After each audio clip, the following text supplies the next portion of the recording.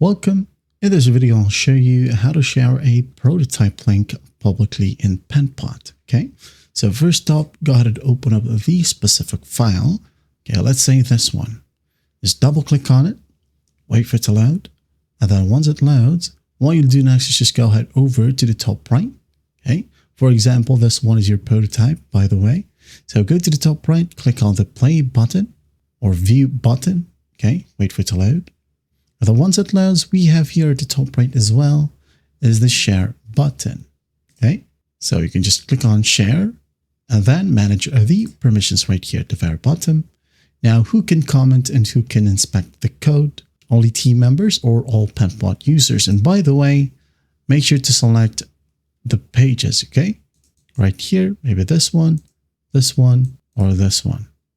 Okay, share, get link, copy the link, and send it wherever you want, or post it wherever you want. Okay, I'm going to go ahead and show you right here. There you go. Now, if you don't want to share it anymore, or if you don't want someone to have access on this specific prototype, well, you can just go ahead and click on destroy link once more, and you're good to go. Well, I hope this video helps, and I'll see you in the next one.